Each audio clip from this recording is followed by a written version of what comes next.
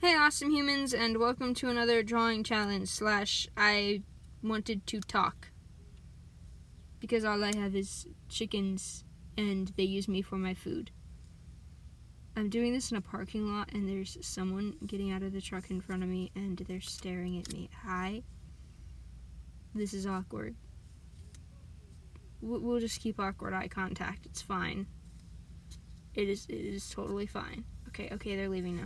So, I asked on Twitter initially for help designing a demon with this chart made by this lovely individual. I will put their links in the description. And I said demon, didn't I? The Pennsylvania really jumped out there. Oh my word. I asked for help on Twitter filling this out, but well,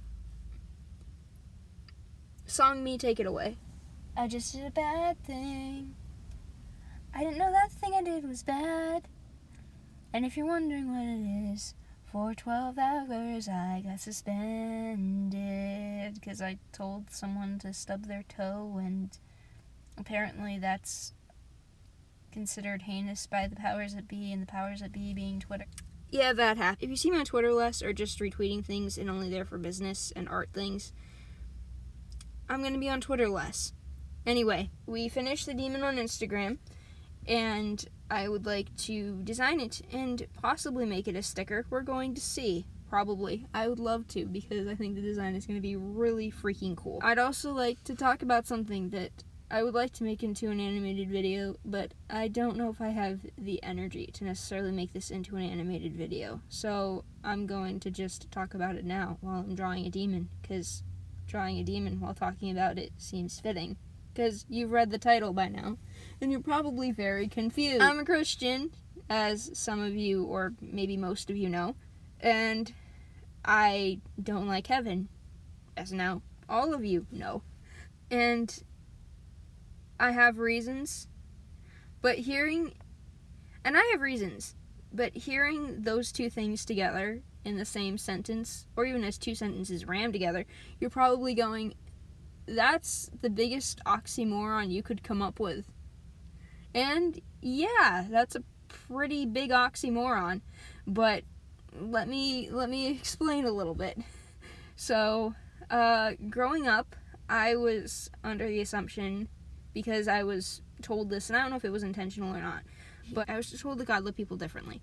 I was told that God didn't love people the same amount based on what they did or what they believed or how they acted.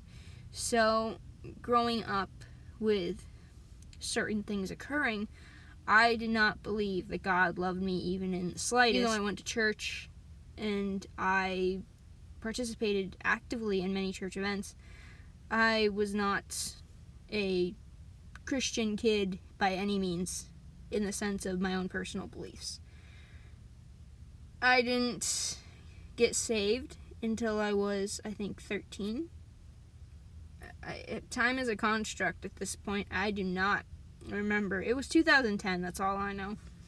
And the whole premise of being saved is even up in the air because I'm not baptized. So, again, that's another thing where I'm just like, am I going to heaven? Because there are a lot of Christians who would tell me I'm not. There are a lot of traditionalists who would tell me I'm not, and then there are a lot of other people who would say I'm not, because,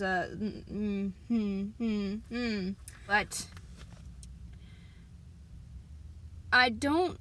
it's not that I don't like the concept of a place where there's no sickness or suffering or struggling.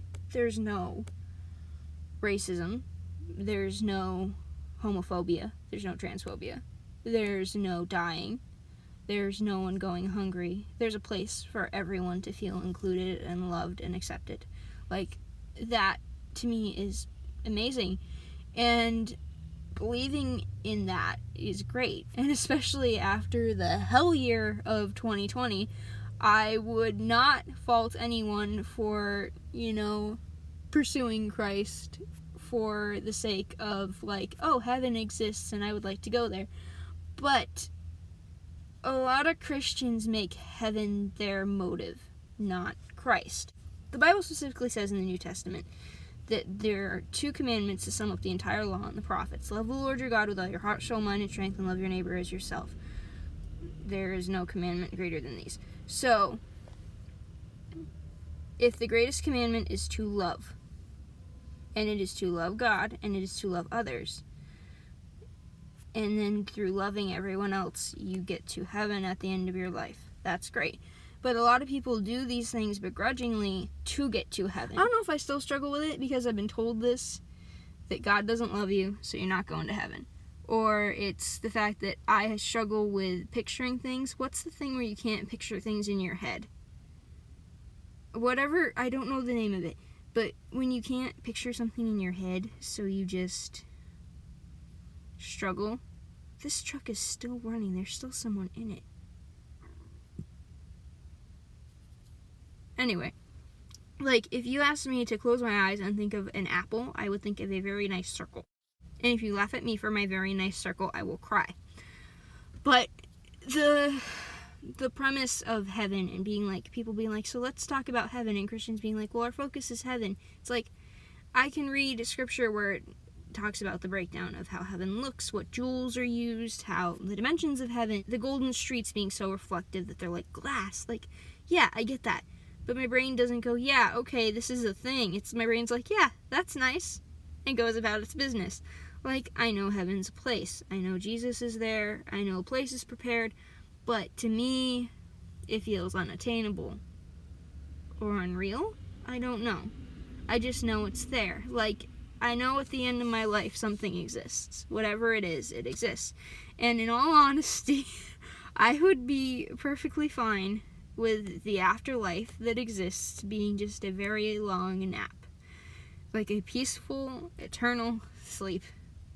Because I struggle with nightmares. I have constant nightmares. Even if I don't wake up remembering them, I wake up like either feeling horribly sick or feeling like I run a marathon, or my whole day I'm just shaky and jittery and can't function. And for me, the concept of an afterlife is just scary to some extent. Like, I've never had anyone let it come without strings attached. Like, the cross comes without strings attached. Because it's a debt paid in full. And that's insanely crazy still for me to comprehend, and there are days I don't comprehend that. For me, the core principle of Christianity is this. Love others, do unto others how you would want to be treated. Love recklessly to the point where people question why you do it. People deserve to know they are loved insanely and impossibly, because that's what Jesus did in every situation. And Jesus is the model of Christianity. The rest of the Bible, the rest of the 62 books that he did not write, are ones that are guides or history books. His 4 are the ones where he taught. That is my marker for Christianity. And I believe that everyone seeks some form of higher power, whether they admit it or not, whether they know it or not, because we're made to. We all seek something in some way, somehow. And I don't know if it's because I've been told in so many roundabout ways that heaven's unattainable or what. But this person is now getting out of the truck. Now there's another person. Oh, my word. Okay, can I just record in a parking lot without being judged by y'all? It's 2021. People do things that don't make sense. What was I even saying? Oh, yeah. So, I don't know if it's a combination of all the things where I feel I don't deserve heaven. I feel like heaven isn't real. I feel like heaven is bizarre. I don't know what it is. I just don't like the concept of heaven as it's been sold. And I hope that one day, when I get there, I'm gonna have to like whatever it is. Even if it's things that I'm definitely not used to, because I'm not someone who's all up in high society stuff. I can't handle if there's multiple forks on a table. I can't handle blingy things and fancy things. I've tried it before, and it's not for me. So, I don't know what heaven's gonna be. And I would be perfectly content to just like sit in a meadow and stare out into nothing or sleep for all eternity. Like, that would be fine. But Jesus will be there. That's enough. And that is literally all the thought I want to give heaven. Like, literally just talking about it now is completely freaking overwhelming and more than enough. So, whew. And I have to listen to this and cut it all down. Anyway, I don't know how far I've gotten on the demon by this point, because I'm recording this ahead of time and laying it over it. But I'm sure it looks great, and I'm thankful for everyone sending suggestions. Thank you so much. I'm excited to hopefully make this a sticker, if I didn't mention that already. And, yeah. Thank you guys. I will see you guys when I see you. Probably Friday. If this doesn't come out on Monday, it comes out on a Friday. And then, I don't know what I'm doing.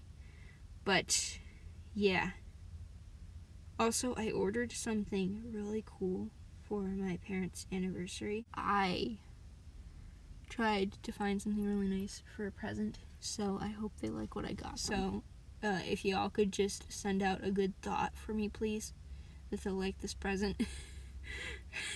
I don't know. I tried very hard. See everybody, soon. Bye-bye.